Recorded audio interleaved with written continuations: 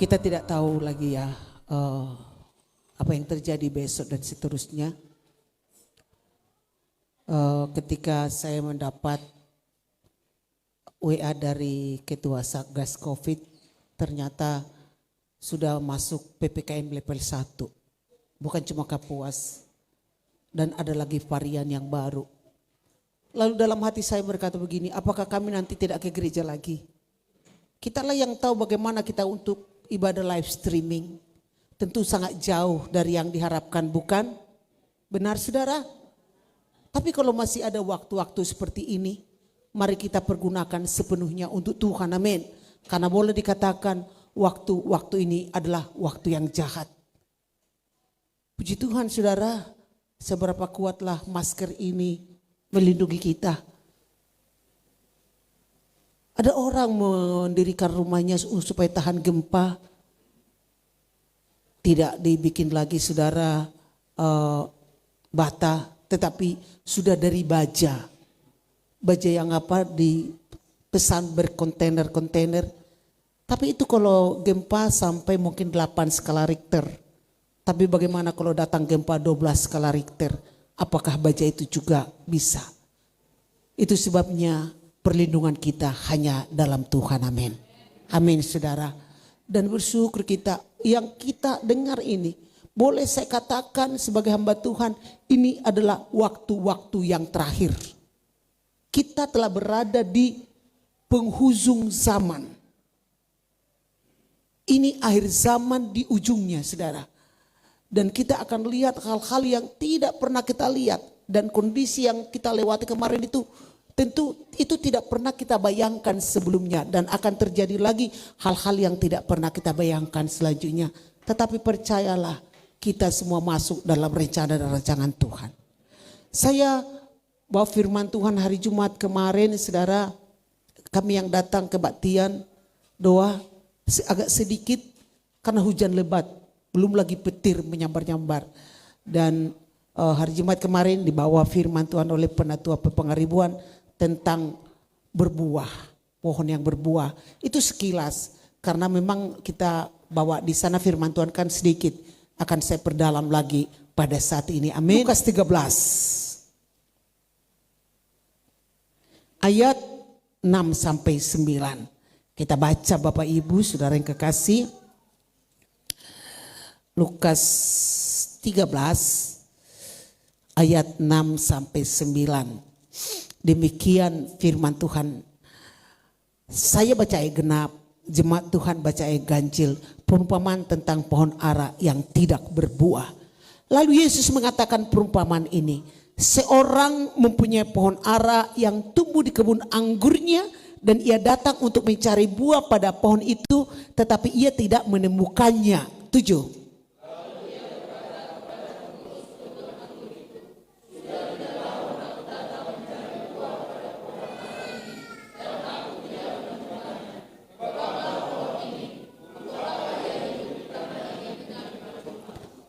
Jawab orang itu, Tuhan, biarkanlah dia tumbuh tahun ini lagi. Aku akan mencangkul tanah sekelilingnya dan memberi pupuk kepadanya. Mungkin tahun depan ia berbuah, jika tidak tebanglah dia. Amin saudara. Di Alkitab pohon ara sering tumbuh di jalan-jalan saudara. Di jalan, di pinggir jalan. Jadi pohon ara ini bukanlah pohon yang mahal sebenarnya. Tak perlu dirawat. Tumbuh sendiri. Dan tidak punya pemilik. Ini berbuah 2 kali setahun. Ini tinggi bisa sampai 9 meter dan lebat. Itu pohon ara. Dan saudaraku yang kekasih. Saya katakan pohon ara ini di jalan-jalan ya kan. Pohon anggur. Ditanam orang di tempat yang khusus. Tanahnya harus gembur dan subur. Air dan matahari cukup, tidak bisa terlalu panas, tidak bisa terlalu dingin. Perawatannya harus maksimal supaya lebat. Tidak bisa tumbuh di sembarangan tempat. Itu pohon anggur. Perbedaan pohon ara dan pohon anggur. Dan pohon anggur ini adalah pohon spesial saudara. Karena ini dijadikan minuman. Karena di Israel itu minuman di pesta itu harus ada anggur. Bisa difermentasi, anggur itu bisa difermentasi. Ada yang 5 tahun, 10 tahun, 15 tahun. Pohon anggur yang saya bawa dari Israel, pernah saya bawa yang difermentasi 30 tahun, itu sangat mahal. Tetapi ada juga yang difermentasi anggur itu sekalinya 100 tahun. Sampai yang memfermentasi itu sudah mati, belum selesai. Itu sudah sangat mahal, saudara. Pertanyaan, tadi pohon anggur, pohon ara, pohon yang tidak mahal, sembarangan, tidak perlu dirawat, bisa tumbuh sendiri. Dan pohon anggur ara ini sebenarnya, saudara, tidak begitu banyak digunakan orang. Memang di sana sekarang sudah ada kue pohon ara, tapi itu untuk turis-turis. Berikutnya, dengar ini. Memasukkan pohon ara ke kebun anggur adalah hal yang merugikan sebenarnya. Kenapa? Karena pohon ara itu mengisap unsur hara dari tanah di sekelilingnya yang seharusnya untuk anggur. Bahkan juga bisa saja mengganggu masuknya sinar matahari karena rimbunnya daunnya. Dia rimbun sekali daunnya. Mengganggu pertumbuhan anggur. Sebenarnya pohon ara pohon yang tidak penting, tetapi pemiliknya memasukkannya ke kebun anggur. Saudaraku yang kekasih, di sana dia dibiarkan ara menyedot yang terbaik dari tanah di kebun itu. Tetapi dikatakan dia tumbuh di sana dengan lebatnya, pasti dia lebat karena ada tanah subur sekelilingnya. Dengar ini saudara, ini kuncinya supaya kita masuk ya. Dengar dulu supaya jangan mengambang-ambang karena kita sudah semakin dewasa dalam Tuhan. Bagi kita saudara, sesungguhnya kita seperti pohon ara yang tidak masuk hitungan sebenarnya. Kita seperti pohon ara yang tidak masuk hitungan, tetapi Tuhan angkat kita menjadi anaknya dan ditanam di kebun anggurnya Tuhan. Mengerti kah saudara? Gak ngerti. You understand? Yes doang. Pohon ara sudah dikasih gizi yang terbaik, unsur hara yang terbaik, tanah yang subur, tetapi tidak ada buahnya. Ayat 6 sampai 7 dalam pembacaan awal tadi saudara, Lukas 13 ayat 6 sampai 7, coba lihat.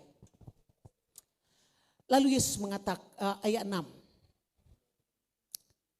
Lalu Yesus mengatakan perumpamaan, seorang mempunyai pohon ara yang tumbuh di kebun anggurnya dan ia datang untuk mencari buah daripada pohon itu tetapi tidak menemukannya. 7. Lalu ia berkata kepada pengurus kebun anggur itu, sudah 3 tahun aku datang mencari buah dari pohon ara ini dan aku tidak menemukannya. Apa katanya? Tebanglah pohon ini, untuk apa ia hidup di tanah ini dengan percuma. Artinya dia tidak mengeluarkan buah, dia lebat. Dikatakan firman Tuhan, tebanglah pohon ini. Tebang. Garis bawahi ini, kalimat artinya ada batas kesabaran Tuhan bagi kita menantikan buah kita. Amin. Kalau tidak tebang, hidupnya percuma. Gak ada artinya. Tuhan menganggap percuma kehidupan anak-anak Tuhan yang tidak berbuah. Dengar ini saudara, percuma. Ada seorang anak karena tidak sesuai dengan harapan orang tuanya. Berkali-kali orang tuanya berkata, kawan aku percuma kau hidup, percuma kau hidup. Anak itu terluka hatinya. Makanya apapun kondisi anak kita saudara, jangan katakan dia percuma hidup, percuma. Jangan. Kalau sampai dikatakan percuma hidup, tebanglah dia. Di Yohanes katakan ambil, potong, bakar. Percuma, sia-sia. Cuma menyempitkan tanah. Dengan sangat kecewa Tuhan melihat jemaat yang tidak menghasilkan buah. Sudah dipelihara Tuhan dengan baik, sudah dijaga, sudah dipupuk, ketika dia sedih sudah dihibur dengan firman Tuhan. Tetapi tidak berbuah. Dikatakan Tuhan dia sangat kecewa dan dikatakan percuma. Betapa kecewanya Tuhan kita. Dengar Bapak Ibu anak-anak muda. Padahal kita sudah diberkati, dipelihara, disembuhkan, dihiburkan. Tetapi tidak ada buah didapati dalam hidup kita. Walaupun kita telah diajar lewat firman Tuhan, kita ibadah dan lain-lain. Jadi saudara, semua orang yang menanam pohon akan menantikan buah. Akan menantikan buah saudara. Ada ya di depan rumah kami, Pak Gem nanam apa yang kayak nangka itu, cempedak. Pertama berbuah cuma 2, tapi banyak sekali buahnya. Setelah itu enggak berbuah lagi bertahun-tahun, ditebang. Kami sudah pengalaman. Lalu waktu kami di Jalan Pemuda dulu, ada Pak Gem juga nanam pohon mangga. Banyak sekali buahnya. Tapi masam, yang kayak apel itu. Mangga apel katanya. Banyak sekali sampai pokoknya banyak. Tapi kami tunggu lama-lama gak jadi masak. Dah enak dibuang, ditebang. Hidup kita juga demikian saudara. Makanya Rasul Paulus berkata dalam Filipi 1 ayat 22. Filipi 1 ayat 22. Kita baca ini saudara. Katakan di hati kita ya. Buka dulu Filipi 1 ayat 22. Sudah? Adakah Filipi di situ, Alek?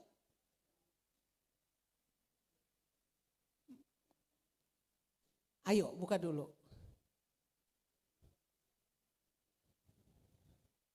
Sudah dapat? 2 ya. Ulang 2 ya. Tetapi jika aku harus hidup di dunia ini, itu berarti bagiku bekerja, memberi buah. Jadi mana yang harus kupilih? Aku tidak tahu. Teruskan ya, kita teruskan. Nanti kita diberkati Tuhan luar biasa lewat firman ini.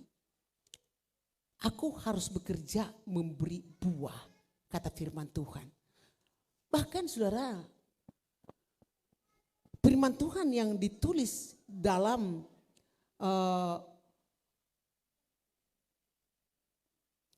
dalam firman Tuhan yang selalu kita dengar, saudaraku yang kekasih, pohon dikenal dari apa saudara?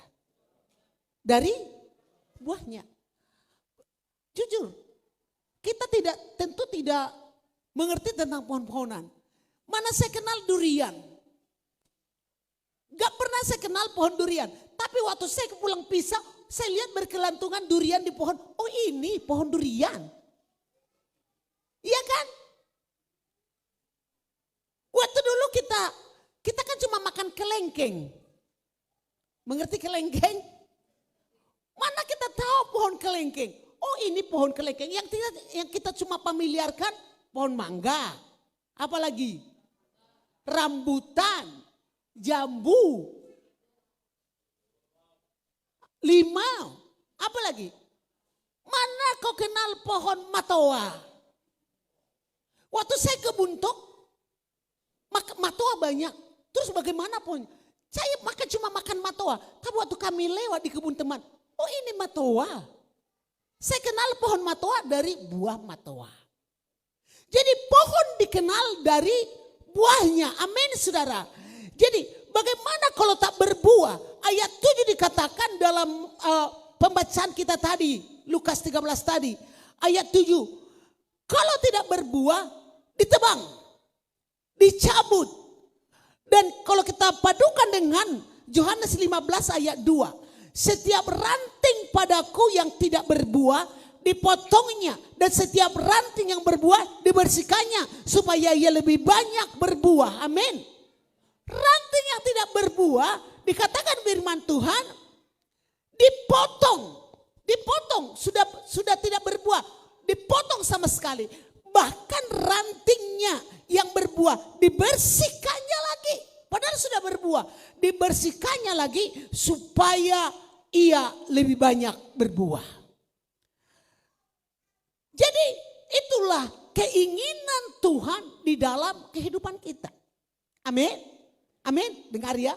Nanti ini endingnya nanti supaya kita mengerti di zaman yang sulit ini. Kalau kita berbuah dalam perlindungan Tuhan, dalam kuasa Tuhan. Amin saudara. Jangan, intinya sekarang, jangan sampai kita menjadi jemaat yang percuma.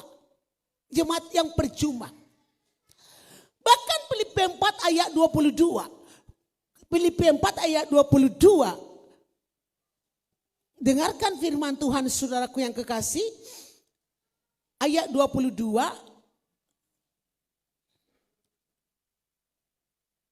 Filipi 4 ayat apa? Kalau hidup tak menghasilkan buah percuma, tidak ada artinya, dipotong seperti yang kita baca pertama tadi saudara, dipotong.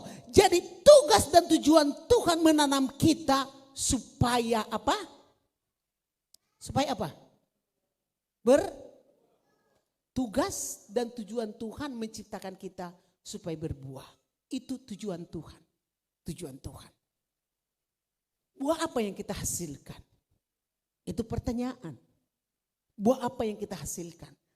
Pertama, kita lihat dalam Kolose 1 ayat 10. Ayat 10 dikatakan firman Tuhan seperti ini. Sehingga hidupmu layak di hadapannya serta berkenan kepadanya. Saya baca sekali lagi.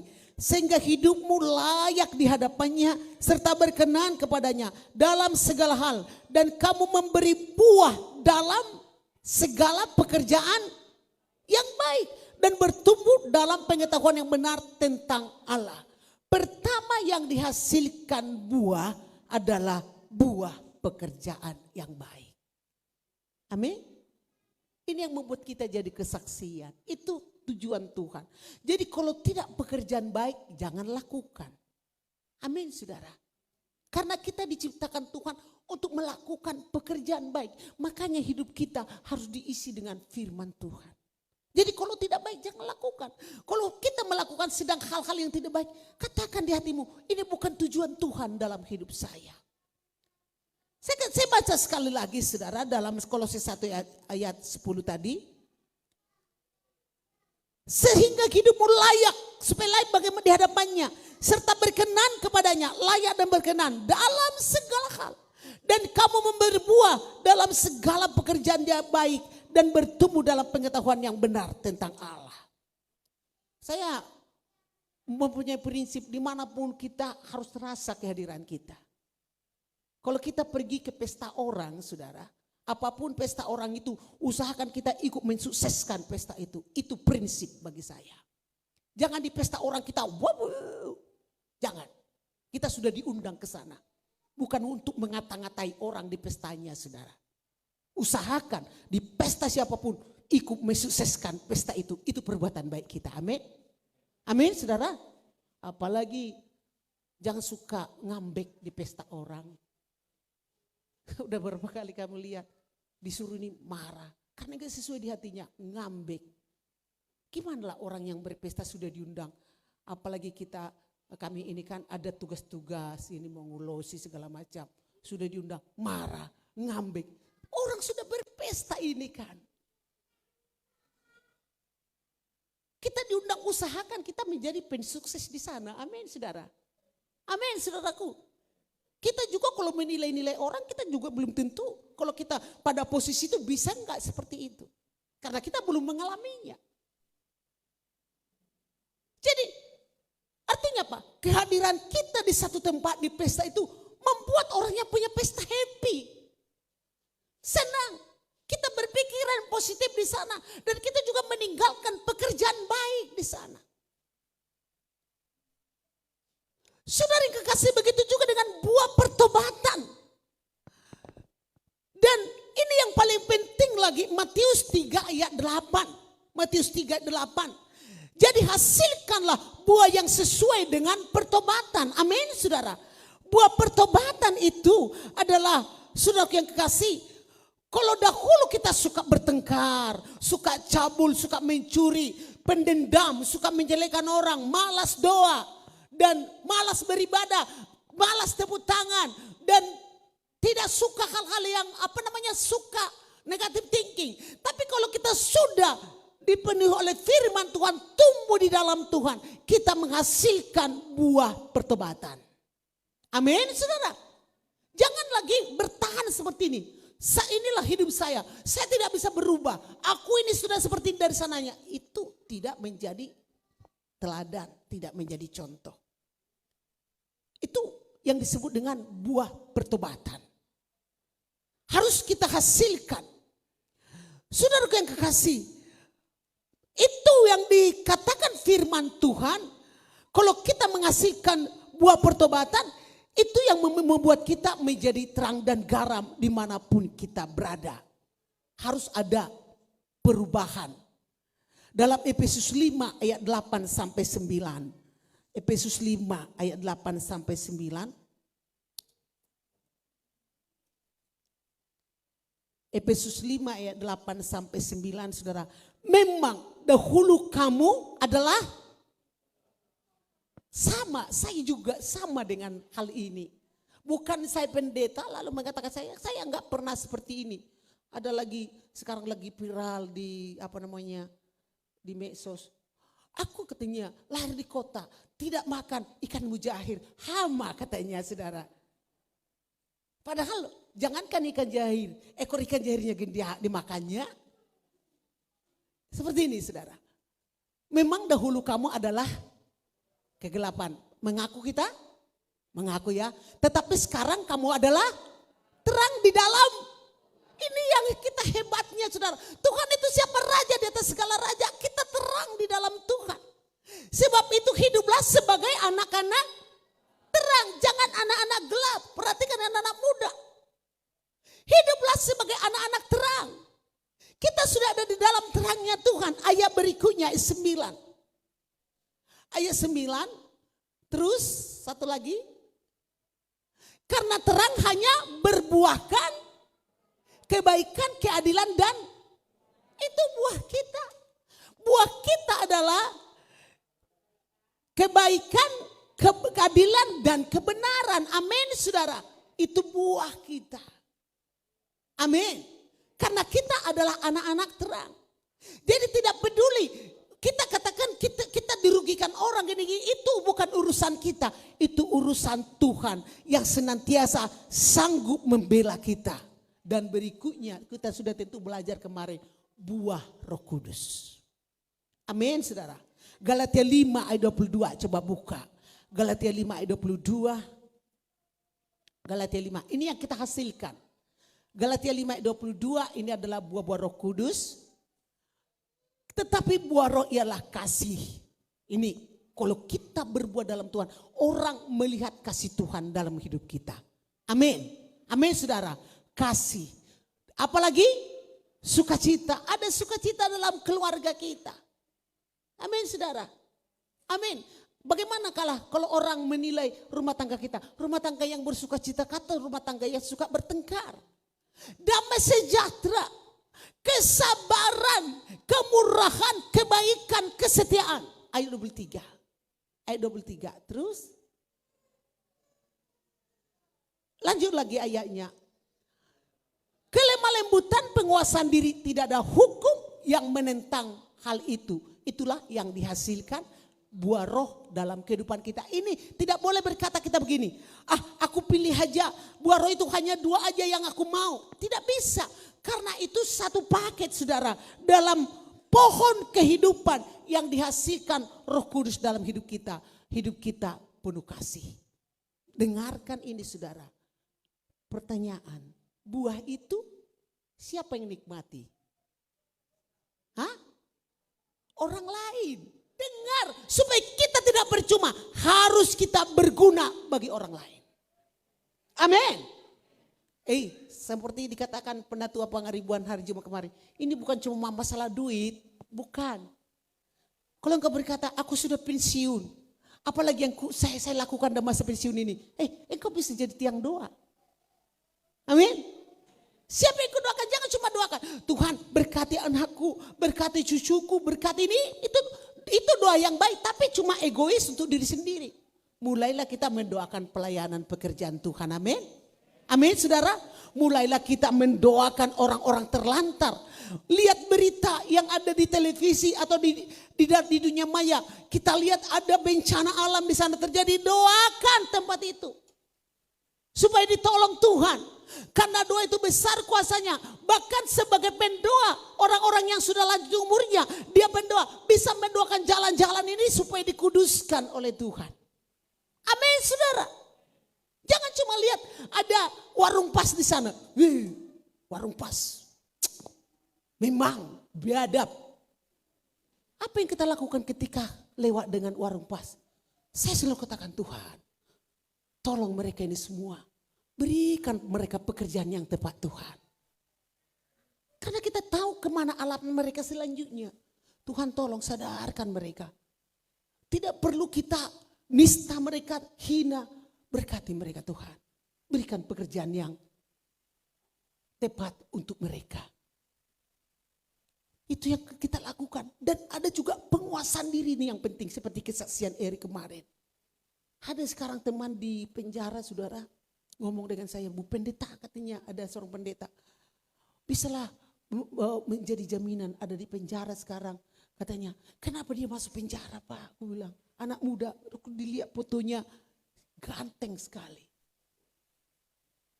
Apa masalahnya? Dengarin yang pacaran. Ku kasih tahu sama kamu ya. Karena dia melemparkan, menghancurkan laptop pacarnya. Dihempaskan. Gara-gara apakah bertengkar? Orang tuanya kada katuju, masukkan ke penjarahan. Selesai. Pacaran aja sudah mulai gak tahu lagi itu. Makanya ada penguasaan diri, amin. Kalau marah juga bisa marah, tapi kuasai amarah kita. Perkataan juga jangan terlalu hambur, kata-kata yang tidak bagus. Itu yang kita hasilkan. Buah roh, penguasaan diri, kesabaran. Amin, saudara. Dan kelemah lembutan.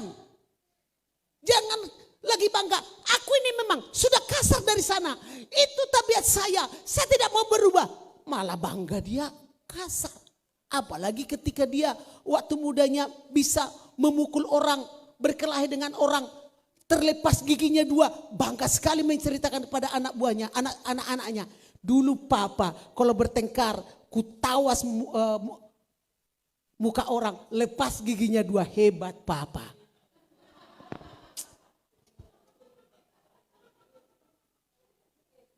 Hebat papa ini. Coba kalau sampai kita tidak bisa menguasai diri, kita yang rugi. Amin, saudara. Dan sifat ini membuat kita menjadi tidak berdaya. Ada satu lagi yang kita hasilkan, 2 Korintus 9 ayat 10. Buah kebenaran. Ini menjadi kesaksian kita yang bisa dinikmati orang. Dalam 2 Korintus 9 ayat 10 dikatakan firman Tuhan seperti ini, saudara yang kekasih.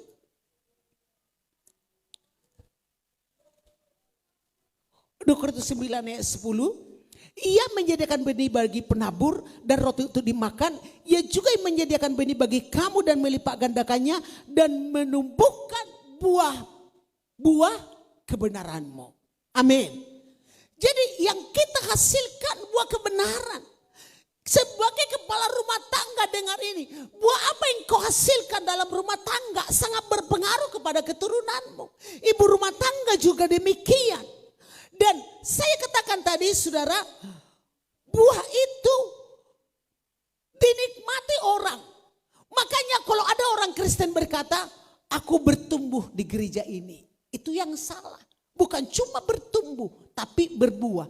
Tadi pohon ara tadi, dia bertumbuh, tapi tidak berbuah, saudara.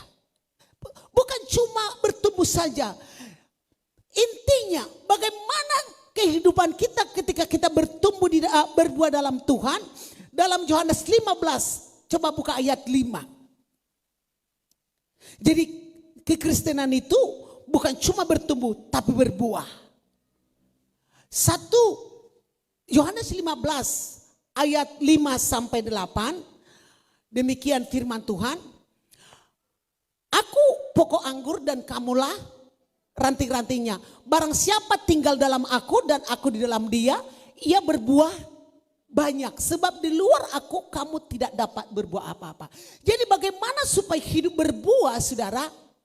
Tinggallah di dalam Tuhan. Amin.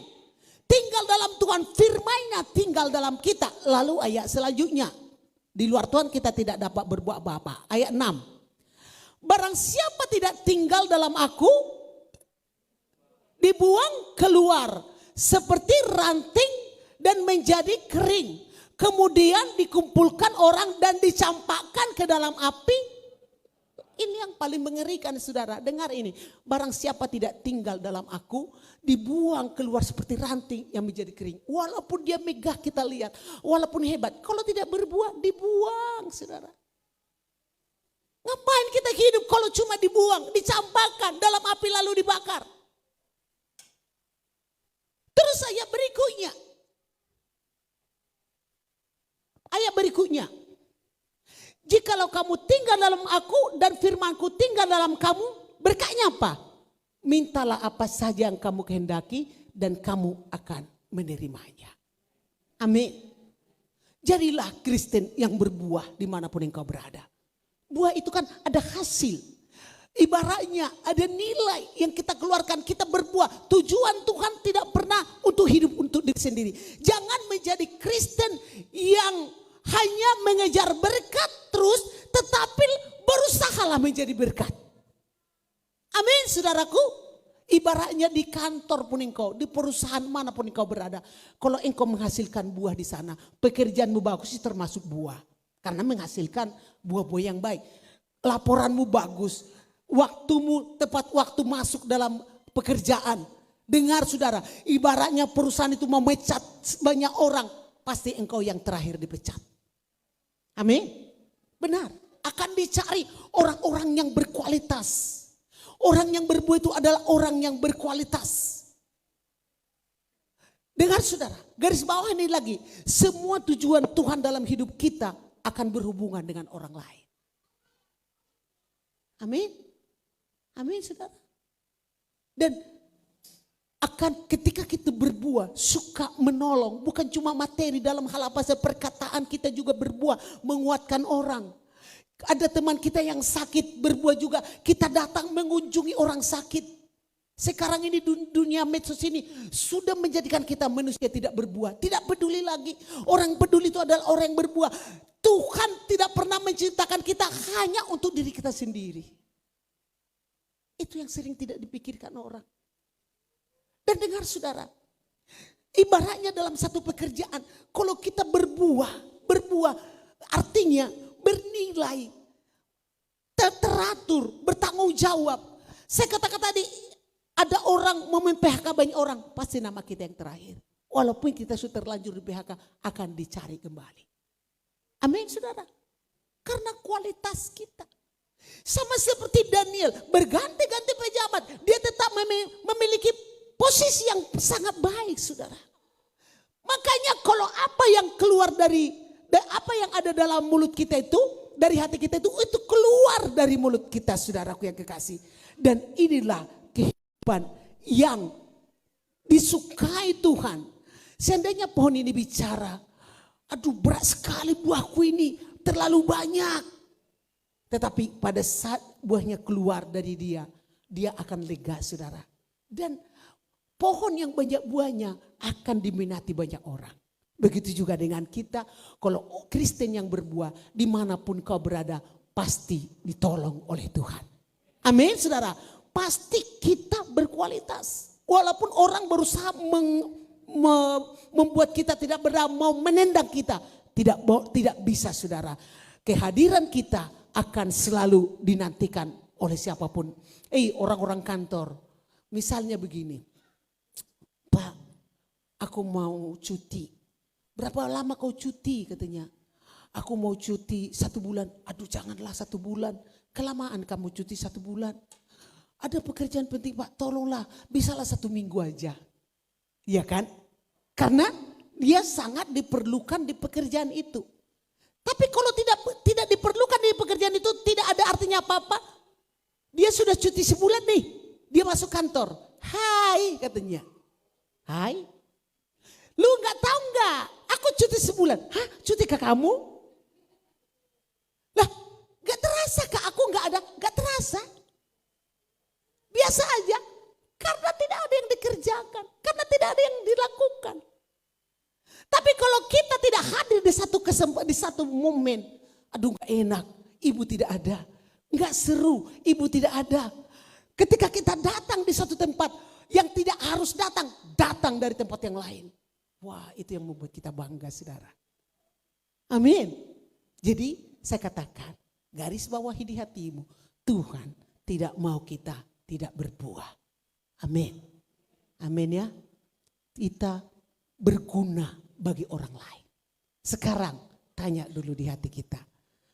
Hidup kita percuma atau enggak? Kalau dikatakan tidak berguna, percuma.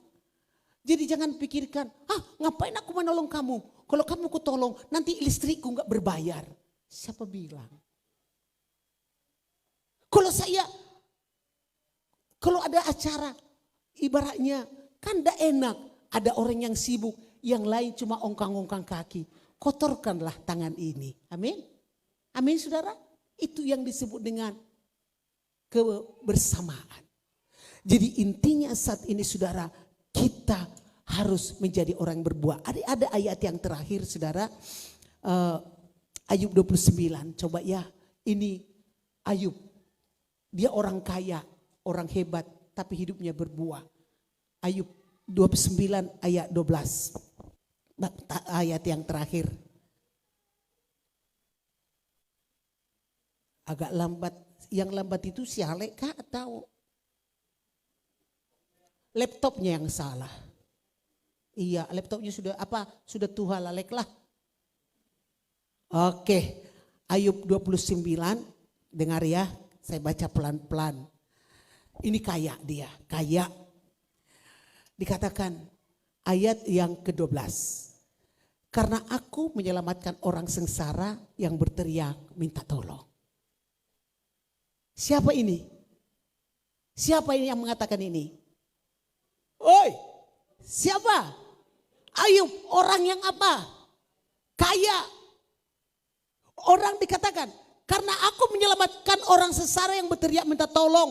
Juga anak piatu yang tidak ada penolongnya. Berarti dia murah hati. Kalau orang kaya seperti ini, pasti gampang dia ditemui. Amin, saudara. Lalu ayat 13. Aku mendapat ucapan berkat dari orang yang nyaris binasa. Karena baiknya sampai orang yang nyaris binasa saja memberkati Ayub. Dan dikatakan lagi saudara, hati seorang janda kubuat bersukaria. Janda dalam hal ini tidak berdaya, dibuat bersukaria. Ayat 14. Aku berpakaian kebenaran dan keadilan menutupi aku seperti jubah dan serban. Ayat 15. Aku menjadi mata bagi orang yang buta. Bisakah kita menjadi mata bagi orang yang buta? Amin. Di luar sana banyak orang yang buta akan kebenaran firman Tuhan. Izinkan kita menjadi mata, bawa mereka ke jalan kebenaran. Amin saudara. Aku menjadi mata bagi orang yang buta dan kaki bagi orang yang lumpuh, orang kaya ini. Orang lumpuh aja diperhatikan, itu hidupnya menjadi berkat. Lalu dikatakan selanjutnya, aku menjadi bapa bagi orang miskin. Nah, orang miskin aja diperhatikan saudara. Sekarang ini siapakah sahabat orang miskin? Kata Amsal, tidak ada sahabat orang miskin, sahabat orang kaya banyak. Tapi dikatakan, aku menjadi bapa bagi orang miskin dan perkara orang yang tidak kukenal kuselidiki. Tetapi lihat ayat 17, geraham orang curang kuremuk. Kan dia sangat kesohor dan merebut mangsanya dari giginya. Pikirku, bersama-sama dengan sarangku aku akan binasa dan memperbanyak hari-hariku seperti burung feniks. Akarku mencapai air dan embun bermalam di atas ranting-rantingku. Karena dia selalu memberi buah. Amin. Amin saudara, bukan cuma untuk dirinya. Dan selanjutnya akarku mencapai air. Itu yang mengakibatkan dia terus berbuah. Dan embun bermalam di atas rantingku.